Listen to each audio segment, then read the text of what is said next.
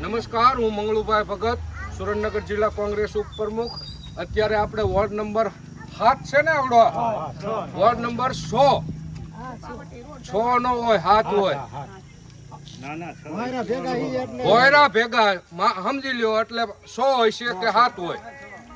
આ વોર્ડમાં લગભગ 350 થી 400 મકાનો એવા છે. ચોમાસામાં અહીંયા સમંદર રોકું થઈ જાય છે અને ક્યાંય રોડ રસ્તા પાણીનું ઠેકાણું નથી. એટલે આ વોર્ડની અંદર એક પણ સ્ટ્રીટ લાઇટ નથી. આ વોર્ડમાંથી નગરપાલિકાના પ્રમુખો ઉપપ્રમુખો ઘણી વખત છૂટાય અને અત્યારે પણ સત્તામાં બેઠા છે. તો ઈવડાઈ સત્તાધીશોને, પ્રમુખ ઉપપ્રમુખ અને ચેરમેનોને પણ હું એક કહું છું કે તમે દરેક ચૂંટણીની અંદર પબ્લિક પાસેથી વિશ્વાસઘાત કરી અને ભાજપમાં વોટ લઈ જાવ છો. તો મારે કહેવાનું એ છે કે તમે કાંઈ નહીં તો કાંઈ નહીં, ખાલી અત્યારે ઉનાળાનો સમય છે, પાણી દર 3જા દિવસે દો એવી વ્યવસ્થા કરવા અમારી માંગણી છે. અત્યારે મારી પાસે 25-50 બહેનો આવ્યા છે, હું બહેનો પાસે આવ્યો છું, 25-30 ભાઈઓ ઊભા છે. એટલે અત્યારે આ ગામની અંદર જે પાણીની પરિસ્થિતિ જે છે કે 10 દિવસે પાણી આપવા અને નગરજનોને ચૂંટણી આવે ત્યારે મોટા મોટા માખણ મારીને મત લઈ જવાના. અત્યારે તમારા વોર્ડનો સભ્ય તમારી વચ્ચે કોઈ આવે છે?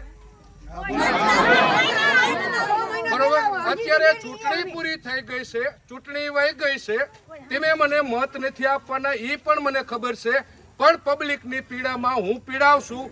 એટલા માટે કહું છું કે નગરજનોને કહું છું કે આવી રીતે તમારી સાથે વિશ્વાસઘાત કરીને દરેક વખતે મત લઈ જાય છે તો આપણે શું દર ચૂંટણીએ આપણે વિશ્વાસઘાત આપણી સાથે થશે ને આપણે સહન કરતા રહીશું?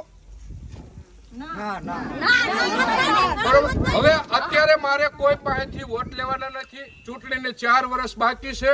એટલે હું નગરપાલિકાને જગાડવા માટે દરરોજ દરેક શેરીની અંદર જાઉં છું અને બધા બહેનોને ભેગો કરી અને કહું છું કે તમારે જે સમસ્યા હોય હું તમારી સાથે છું એવું કહેવામાં આવે છે. અને જ્યાં ગામને જ્યાં જરૂરિયાત હોય ત્યાં મંગળુભાઈ તમારી સાથે છે, મને ફોન કરજો, એક ફોને હું તમારી પાસે આવી જઈશ.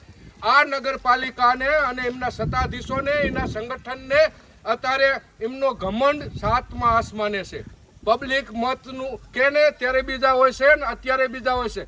અને પબ્લિકને એમ કહેવામાં આવે છે કે તમારા મત એમે વેસાતા લીધા છે. એટલે આપણે એમની પાસે ત્યારે થોડો સ્વાર્થ હાટું થઈ અને આપણા એમના મત લઈ લેતા હોય છે. થોડા જાજા કંઈક પૈસા વાપરતા હોય છે, 5-25 હજાર રૂપિયા, અને એવી મોટી મોટી વાતો કરે છે કે અમે થાનને મેટ્રો સિટી રોકું બનાવશું, અમદાવાદ, રાજકોટ, સુરત રોકું બનાવશું. પણ અમારા ગામની ભૂગર્ભ ગટર તમે જોવો.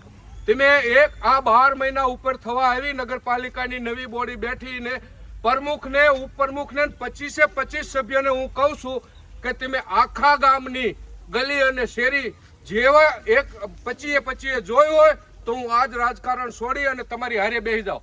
પણ નહીં, હવે એમના સ્વાર્થ સિવાય બીજી વાત આવશે નહીં. પબ્લિકને ફોનમાં જવાબ દેવામાં આવશે નહીં.